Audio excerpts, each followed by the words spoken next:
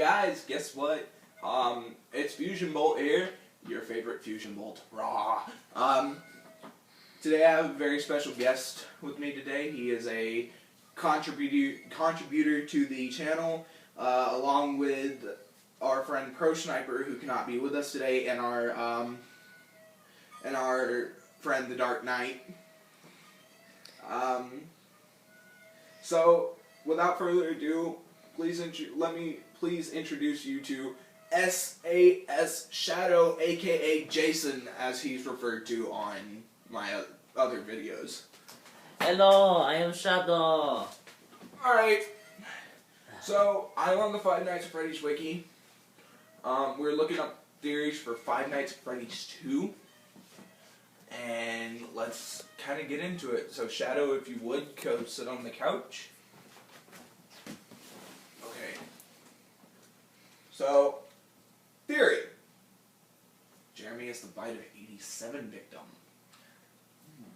Interesting.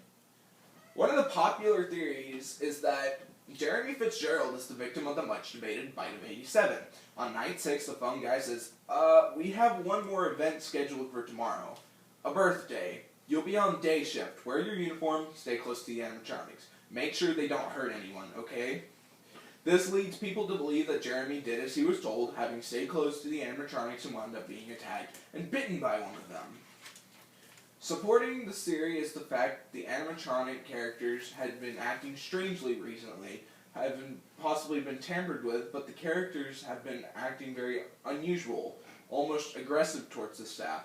They interact with kids just fine, but when they encounter an adult, they just stare, the phone guy says.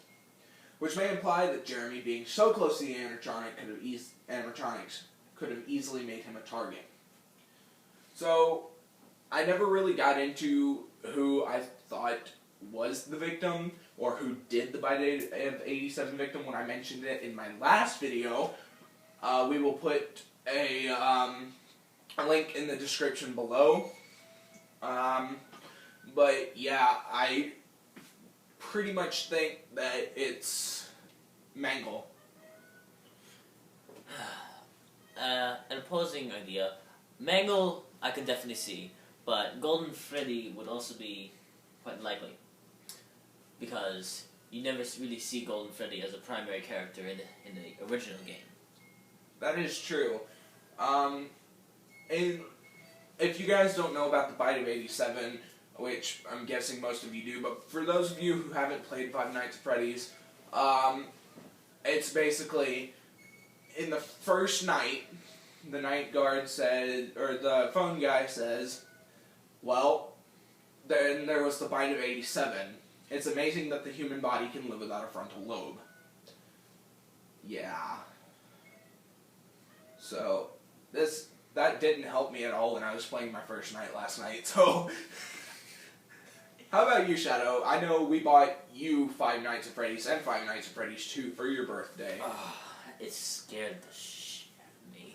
Yeah, I'm on the second night, and guys, I will tell you an honest mistake that I made in the second night. I accidentally clicked out when I got to the black screen that said 12 a.m. third night. And I have the Samsung Galaxy 10.1. He has an iPad. So, yeah.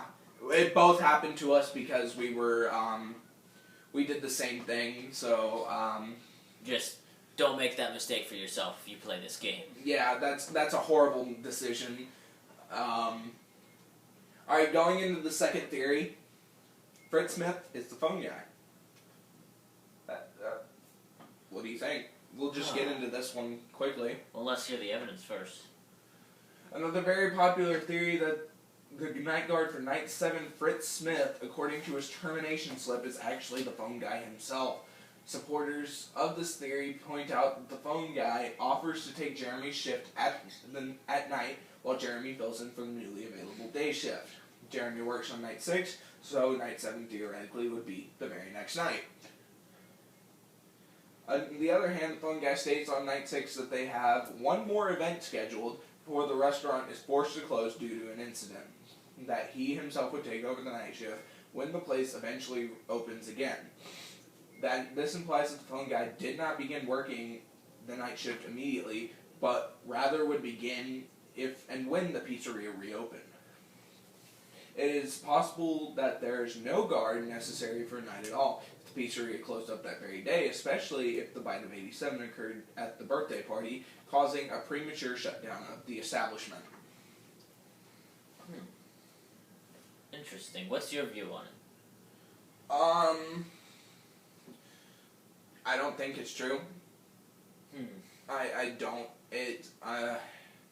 Because Fritz Smith, it says here, furthermore, Fritz Smith's notice of termination states, first day on the job, really, which likely rules out phone guy as he has obviously worked for much longer than just one day. Because, and in evidence on night, what is it? I believe it's 1. Yeah. Night 1, he says, I'm finishing up I was the night guard before you, I'm finishing up my week now. So you will fill in for the night shift. Well, it's definitely possible. I can definitely see your viewpoint as well. Yeah. And I mean,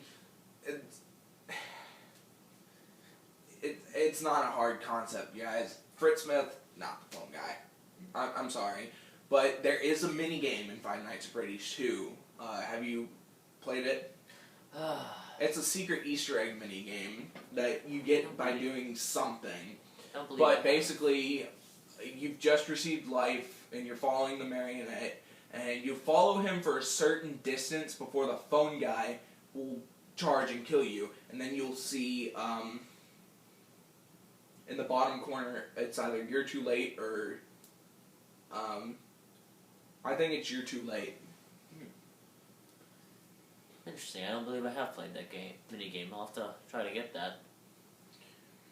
Speaking of, I got Five Nights at Freddy's last night, and I have all the plushies. Plushies.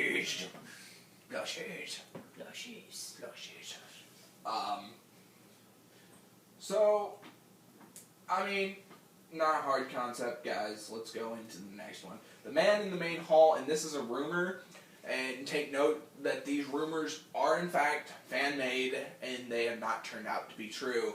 So please do not jump down my throat in the comment section, because I will block my comments.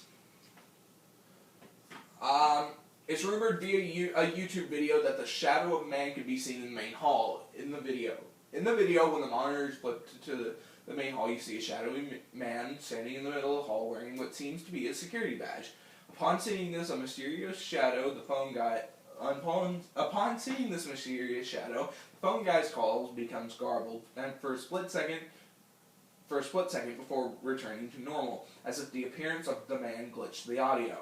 Though much debate was sparked over the legitimacy of the video, this has been proven just a rumor, as the creator of the video has explained on a follow-up that the clip was in fact fake. Well, it's clearly stated that it's fake, but it could definitely be a prelude to the third game. True, and it could also be Shadow Freddy. True. So definitely true. The Purple Man animatronic, or the Purple Chica Golden Freddy mishmash. Another YouTube video was released during the same time frame by another user, featuring gameplay from FNAF2, but with a supposed Easter egg. The video starts with a ringing phone, followed by a sudden flash of a dark purple figure wearing a yellow badge slumped against the wall in the office in the same place and pose as Golden Freddy. Immediately after this flash the mysterious figure, the screen cuts to static, and the full X-Scream soundbite from the first game is heard. The video is claimed to reveal the secrets of the Purple Man and possibly that he is the phone guy. However, the inspection of the video reveals that the slump figure is just an edited mash of Golden Freddy with Chica's head tinted purple. The X-Screen file is also not presented in the game files, making it impossible that it can play in the game at all. I'd say, because it's not in the game files, that's a pretty forward idea that never happened. Yeah, and just gonna put it out there, guys. The phone guy, you're probably gonna figure him out. speaking of, we are going to give you a special sneak peek at Five Nights at Freddy's 3 at the end of the video. So stay tuned. Okay, night 8. I don't even have to read off the website. Basically, there's a glitch in the game where you scroll the mouse between the new game and the continue, night 6 and custom night, and eventually you will see on night 5, night 8, where 5 is supposed to be. Because of this, it glitches back to the first night screen where you, where everything's all the AIs are set down to 0. They do not move except for Fox because of his broken AI. Then it also can be done in FNAF 1. So, what do you think? I mean, on the website, which we didn't have to read from, but it does say that it was made fake. It was made, and that the creator of the video has also made a lot of other fake things. So, it just seems very fake, would be the word. Yeah. And Balloon Girl. I don't even have to read from the website of this. For this, the Balloon Girl is basically a discolored balloon boy. It basically shows up under your desk. And it goes away after a while. So yeah, it doesn't go away. It does the same thing as Balloon Boy. Oh, I did not realize that part. Interesting. So it doesn't go away. So it just stays there until someone comes and kills you. There is a hole in my bracelet. That is not cool. Well, what do you think of this Balloon Girl? Like it said, just an albeit discolored balloon boy. Yeah, nothing really to it. Besides, it could easily be a hallucination. I mean, they appear less prevalently, if at all, in this second game, but... I mean, Golden Freddy's a hallucination anyways. I mean, yeah, but you can also set him custom on the 7th night in the second game. True. So guys, now is the time you've been waiting for. A secret reveal to Five Nights at Freddy's 3. So, here we are. We're on the Five Nights at Freddy's wiki. Clicking on Five Nights at Freddy's 3.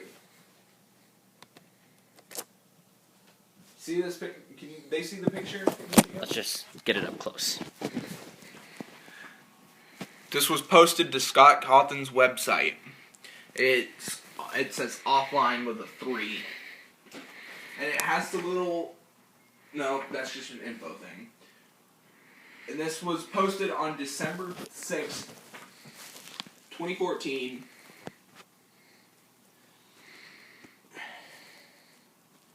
The image is currently, as of December 9th, replaced with another which reads Merry Christmas at the bottom without the 3. So, soon we will have Five Nights at Freddy's 3. But I doubt it will be this year. Why? Because Five Nights at Freddy's 1 came out early in the year. Five Nights at Freddy's 2 came out late in the year.